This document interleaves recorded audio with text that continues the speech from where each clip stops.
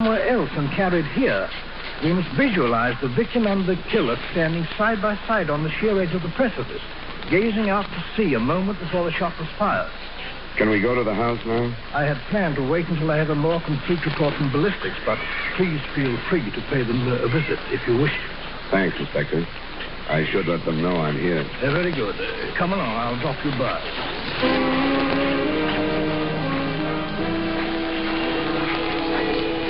The theory that Murphy was shot someplace else had holes in it, too.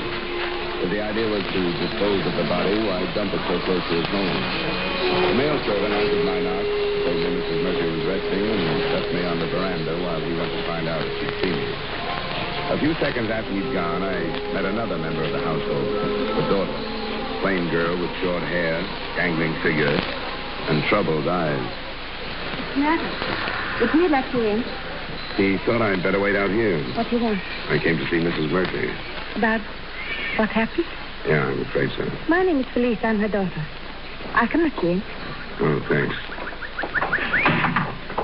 You're an American, aren't you? That's right. My name is Dollar. You've come here because of what happened to my stepfather. Why did you? I was sent by his insurance company in the States. Oh, I'd forgotten about that. I suppose he left a lot. He always did everything so handsomely. It wasn't an accident, you know. He was murdered. Somebody shot him. Yes, I know that. I suppose it's all be all sorts of trouble now. Police will come and ask all kinds of questions. Well, things like this are never pleasant. Are you worried about answering questions? Of course not. Why should I be? It's just the way you mentioned it. Well, I'm not. I'll tell them everything I know and everything I thought about him. I'm not ashamed. Felice. I had a right to hate him. Felice, stop it. Stop talking that way. True, and you know it. Every awful thing that ever happened to me is his fault. He was filthy rotten. Stop it. Go to your room. All right, I'll go. But you won't be able to send me away when the police come. I'll tell them. Get out of here. Yes, Mother. Oh, I'm terribly sorry. She really doesn't mean what she says. I'm terribly sorry. You don't have to be, Mrs. Murphy. But an outburst like that to a perfect stranger, I don't know what you must think. Well, I think she's a pretty upset young woman. But she has no right to be. She's been an extremely difficult child. I don't know what else to say to you. I'm terribly ashamed for her. Now, would you come into the drawing room? Thank you.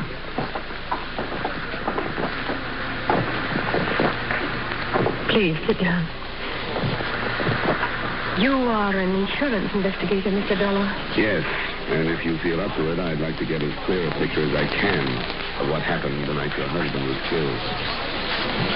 I imagine that I should put up with it. Sooner or later, yes. It probably would have been easier if your husband's brother were here to take part of the responsibility. It's not making it for lying my husband home. I'm not sure when he'll be back, but I'll help all I can. All right. First, Mrs. Murphy, do you have any idea who could have killed your husband? Not the faintest idea, Mr. Dollar. You'd been here in Kingston for 2 months. Is that right? Yes. Could your husband have made any enemies during that time? Did he mention anything like that? No, he mentioned nothing. He's been about very little. We only meet a few people. Some of Paul's friends. But he couldn't have made any enemies. Who was here the other night? No one but Hannibal and Paul and Felice and I. And the servants, of course. Did your husband leave the house? Yes, of course he did. Quite a strange question, Mr. Dollar, considering where he was found. I'm sorry. Why did he leave? Paul said he was going to take a walk. He was in the house when I went to my room. What time was that? 10:15. Paul retired a short time later, and he remembered that Hannibal said he wasn't sleepy. Perhaps he would take a walk. And I take it your daughter had gone to bed, too. Yes. Do you mind if I talk to her, though? Oh, I'd rather you didn't. Why? Do you suspect her? I didn't say that. Do you? Of course not. His mother would hardly suspect her own daughter. Why don't you want me to talk to her? Because she's a poor, unbalanced girl who's filled with warped hates and misunderstandings. She'll say dreadful things about Hannibal. And about me. Things that are absolutely not true. She'll have to be questioned, Mrs. Murphy. Of course, I realize that. Well, there's nothing more I can say. I'll show you to her room. But police wasn't in her room. I found her waiting for me on the bridle trail along the cliff. She'd been crying. I heard you say you were an investigator, and I wanted to talk to you again. I knew I couldn't in half, so I waited here. Glad you did. I don't know what's the matter with me. I shouldn't have said what I did. I meant it when I said it. No, I don't. I don't think I know quite what you mean. I'm awfully mixed up. The doctor tried to explain it to me. When my real father died, my mother was all I had. And when he came along, I thought he was stealing her from me. I thought I didn't have anything anymore. How long ago was that? It's been 3 years. I was 14 when they were married. But he did take her away. He chucked me into an old school and went off on a trip. No, he didn't do it just to hurt me. But at night, it would seem to me that he did. I tried to get over it, but I never could. That's why I'm glad he's dead. It's not a very wise thing to say, Felice. I can't help it. Do you have anything else you wanted to tell me? No. I wanted to explain why I acted the way I did in the house. I don't suppose you understand. Part of it, I think I do. Quite a few children have to adjust themselves to step-parents these days. It's tough, and some do it better than others. I haven't done as well at all. Now I won't have to try anymore. I am sorry for the way I acted. I want to help you every way I can. How do you think you can help me? I'm not sure yet. But when I am, I'll let you know. All right, Felice. I'll be talking to you again.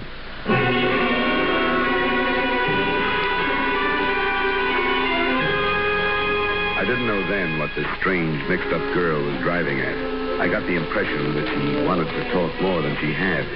But I was fairly sure the way to bring it out was to wait rather than press it too hard. I checked in with Inspector Trader, and his reactions were about the same as mine. On the strength of them, he called Paul Murphy into his office that afternoon. The last time I saw him was when I went to bed. We had a drink together, and he said he wasn't asleep here. Thought he might take a walk. Do you know how long after that he might have left the house? No, I'm sorry, I don't. I was dead tired. I went right to sleep. Was he in the habit of taking walks at night? Sometimes, yeah. But you didn't hear a shot. No, I didn't hear anything. How much time passed, would you say, between the time you left him and the time you were asleep? Oh, not more than 15 minutes, Inspector. Then he couldn't have left the house before, say, 11:15. Yeah, that'd be about it. And you're sure he didn't say anything about meeting anyone? Simply said he might take a walk. Not quite sure that I... The important thing is this. Although the was fired at quite close range. Maybe it must be true that he did not meet anyone. Somebody either accompanied him or followed him. You mean you suspect someone in my house? You're not mistaken the fact. Someone was with your brother. We've ruled out the possibility of a robbery motive since both you and the widow have stated that none of his personal effects are missing. You can see how the thing narrows down, Mr. Murphy. Yes, I can. Don't know what to say. You mean that you suspect someone? No, I don't. If you do, Mr. Murphy, it would be to your advantage to not me. I'm scared the duty of making accusations was yours. I'm not. I have no information at all.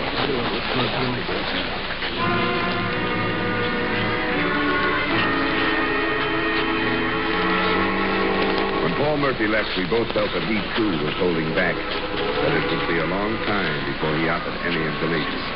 We were only half right. He phoned the office a few minutes after he had reached home.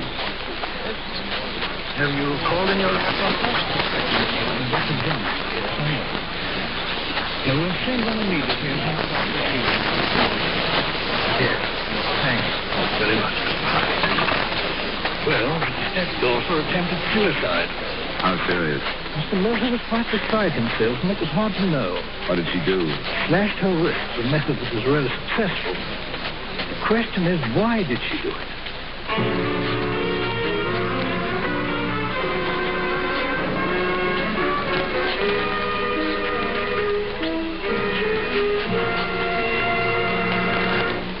We will return you to yours truly, Johnny Dollar, in just a moment.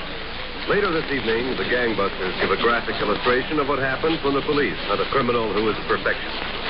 When a gang leader leaves no stone unturned to commit perfect crime, there's a rough manhunt ahead for the police. Here are the exciting developments when you tune in Gangbusters later this evening on most of these same CBS radio stations. Now with our star Edmund O'Brien, we bring you the second act of yours truly, Johnny Dollar.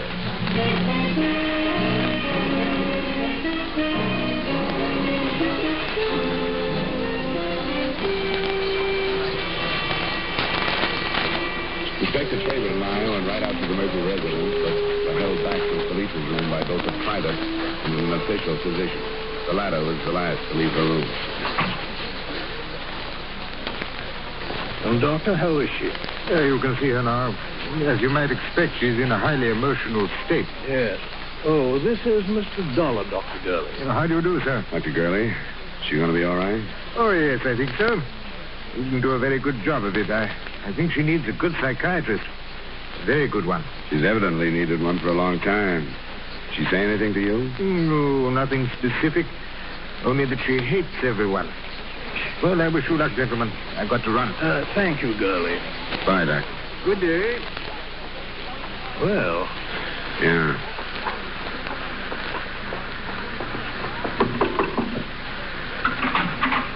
Miss Murphy, we've been told we could see you. Don't call me Miss Murphy. That's not my name, and it never has been. Hello, police. Hello, Mr. Dollar.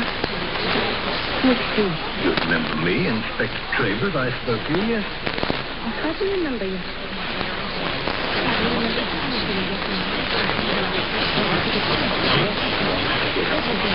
I just came away. Nothing's been wrong. I'll leave. Please, miss. I don't care. I'm going to get the truth. My mother and Paul, I thought all that. You were a witness to the killing? What's happening here? What's happening in England last night? That's how it's been. Let it go away, and I've never seen it. Police. So it's one skin to somebody else. You'll have to be more specific, I think. You that the marriage between your mother and Seth Dollar was not a happy one. That was last summer, Wendy. He was getting tired of me. They had been fighting and calling one another names. They tried to hide it from me because they knew it would make me happy. I heard them. She wanted to divorce him, and he wouldn't let her. What happened the other night, police? I knew what was happening here, too. I heard them arguing the other night after they sent me to my room. Then I heard Mother go to her room.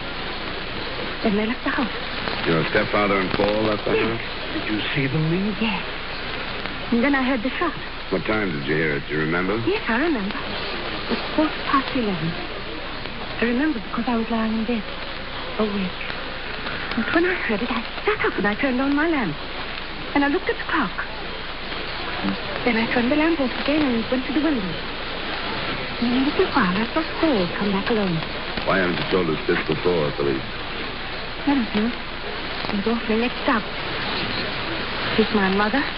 First, I thought I should protect her. Then I thought of everything she'd done to me. She never wanted me. She threw me away. She's never been real, Mother. I've always hated her. That's why I'm telling you. Because I hate her and I want her to be punished for everything. I shall expect you to repeat this in the form of a sworn statement, Miss Police. I will, but you've got to take me away from here now. I can't stay here. I'm afraid of what you do.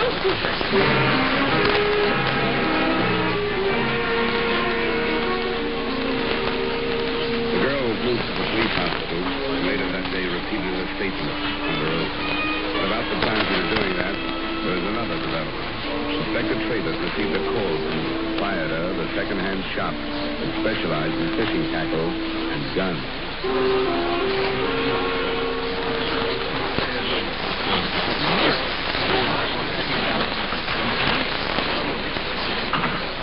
Good afternoon. Are you Mr. Innes? I am. Inspector Traver. Oh, I thought you were police when you came in. This is Mr. Dollar, an American investigator. How do you do, sir? I'm glad to meet you, Mr. Ennis. We want to thank you for phoning about the gun. Well, I thought it was my duty. I've been reading about the murder, and when this chap came in here to tell me a pistol what was the same caliber as the missing weapon, I said to myself, You up to the phone and tell the police. Could we see the pistol, please? I've got it right here behind the case. Here we are. Wait a moment. Have you handled it much? Handle it? Of course I've handled it. I had to look it over before I paid him for it. If this is the murder weapon, I'd like to protect any fingerprints that might remain. Let me pick it up. A Webley, Mr. Dollar. And it's been in England. Would you recognize the man who brought it in, Mr. Ennis? I think so. Not much trade in guns here, you know. Fishing gear, mostly. I think this is the first gun I've bought in 6 months. Yes, I'd remember him. Would you describe him, Mr. Innes? I'll try. He was about my size, I'd say. A little heavier. He had what you'd call brown hair. He was tan. Is he English or American? He was English as I am. Well, thank you, Mr. Innes. It's possible you may be called upon for identification. Happy to oblige, Inspector. But what about the money? I paid £4 for that pistol.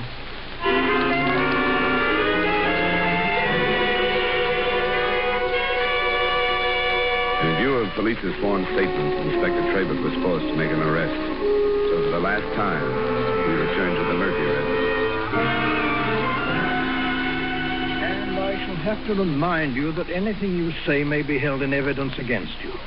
You mean that you're arresting us for Hannibal's murder? There's nothing else I can do, sir. I have a statement given under oath to the effect that you and the deceased left this house together the night of the murder. That's not true. That the sound of a shot was heard and that you were then seen returning to this house alone. That isn't true. There's not one word of truth in it.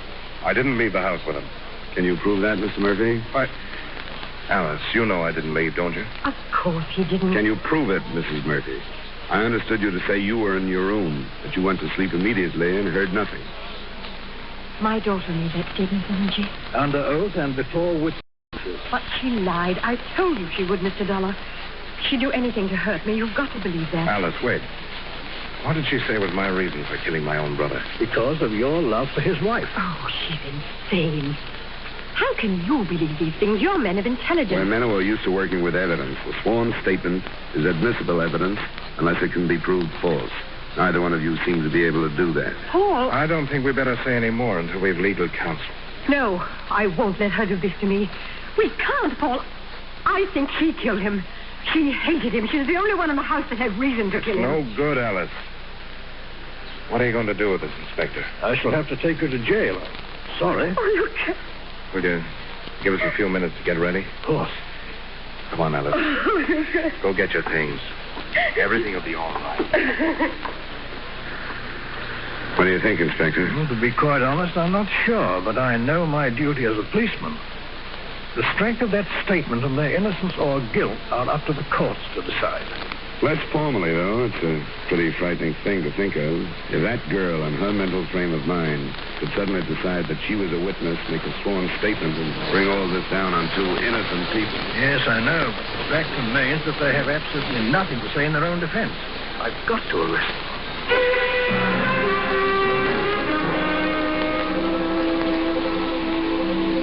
The widow and Paul Murphy were taken in, and I couldn't get out of my mind the strength of the case against them as far as the Crown went. The strength built on the fact that there was no evidence and were no witnesses to refute police's statement. I suppose that as far as the insurance angle went, my job was done. But after I left Inspector Trabert, I went to the hospital to see the girl again. Hello, Mr. Dollar. How are you feeling? I feel awfully lonely. They rest Mother and Paul. Yeah. Then I'm all alone. She'll never want me back now, no matter what happens. But she never wanted me anyway. I'm glad I did it. If you told the truth, you have nothing to worry about. What do you mean? I've nothing to worry about. I mean, if you told the truth, you did the right thing. But if you didn't, you've done one of the worst things anyone could do. Of course I told the truth. You believe me, don't you? That doesn't make any difference. The inspector did. But you do, don't you? You don't think I was lying, do you? I hope not. You think I could make it all up? You think I could do a thing like that? I hope not. I couldn't. I know what you're thinking. I've told you how I hated her and how I hated him. But I could never say the things I said if they weren't true. I could never do a thing like that. How did you happen to see the two men leave the house together? You never really explained that. I was looking out the window. I thought you were in bed. Not then. You saw them leave, then went to bed, then you heard the shot, then you got up again and went back to the window? Yes, that's right. Was your light on when you saw them leave? No. But you turned it on when you heard the shot? Yes. Then you turned it off and got out of bed and went back to the window? Yes. And who did you see? I told you, Paul. You were sure it was Paul? Yes, I was sure. Why were you sure? I saw him. Why were you sure it was Paul? Why didn't you think it was your stepfather? I knew it was Paul. Because I had a feeling that something was going to happen. Don't ask me any more questions. Better get used to them. The defense attorney is going to be asking the same kind if this gets into the court. Well, I won't bother you any more, police. I guess you're tired. You don't believe me, do you? I told you. It doesn't make any difference. As I mentioned, the matter was out of my hands by that time. I was sort of 50-50 on believing the girl. I made my plane reservations on my way back to the hotel, but when I asked for my key, I got instead a message to phone Inspector Traylor. When I did, he told me, A, that the 25 caliber Wobler from the shot was the murder gun, and B, that some tricks on it checked one the shooting. He asked me if I wanted to know.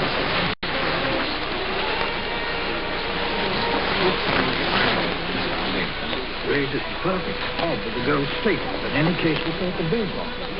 On the other hand... Oh, here. I should like to have you meet Mr. Roy Church. What are you doing back, copper? You beat it out of me, so now you've got it. Dropped quite a bombshell into this, Mr. Church. Tell Mr. Dollar in your own words how you came to kill Mr. Murphy. Why should I? You told him, haven't you? No, I doubted he would believe you. I'd like to hear, Church. His ruddy brother said he was going to pay me to do it. Paul Murphy? Yeah. Promised me £500, he did. Paid me 100, and I waited 2 blinking weeks on that cliff for his brother to take his walk. And I got worse by the dirty beggar. So I had to sell the picture. Tell him why, Mr. Church. I was supposed to take this here Murphy's wallet to make it look like robbery. But he fell over the cliff when I shot him, and I couldn't reach him. That will be all, Mr. Church. Thank you very much. Think nothing of it. Well, Mr. Dollar? Well, this means there isn't a word of truth in that signed statement except that maybe she heard the shot. She didn't see the men leave the house or Paul come back. She didn't know anything. Yes, a rather spiteful statement, but fortunately true in content. They did have the man killed. I don't know what to do about that girl. What would you do? Well, luckily, I can leave the whole mess in your hands, Inspector. But I wish you'd come up and work a nice, simple Hartford murder with me sometime. So you're good.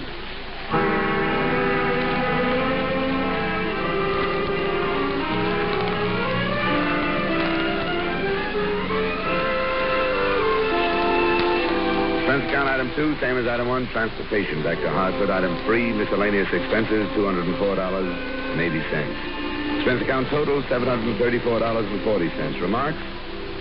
I can't help wondering what would have happened if police's sworn statement had been entirely false and the widow and Paul entirely innocent. I wonder if they would have been hanged anyway.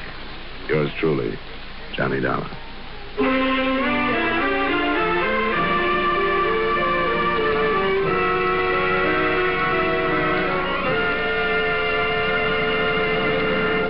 Yours truly, Johnny Dollar, stars Edmund O'Brien in the title role and is written by Gil Dowd with music by Wilbur Hatch. Edmund O'Brien can soon be seen starring in the Paramount Pictures Technicolor production, Silver City. Featured in tonight's cast were Eric Snowden, Virginia Gregg, Jeanette Nolan, Ben Wright, Charles Davis, and Dan O'Hurley. Yours truly, Johnny Dollar, is transcribed in Hollywood by Jaime Del Valle.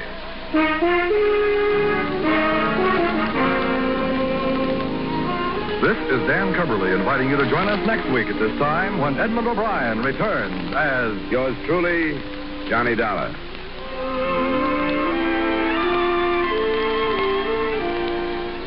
Thank you for listening. Tomorrow night, it's Mr. Keene, Tracer of Lost Persons, followed by Burns and Allen. Thanks to Joel Schoenwell and Paul Stringer for technical support. The executive producer for Theater of the Mind is Moses Neimer. Stay tuned for Ziggy and Stardust, next on Zoomer Radio. I'm Frank Proctor. Have a great night. This is Zoomer Radio Toronto, CFZM FM and CFZM AM, owned and operated by MZ Media Incorporated.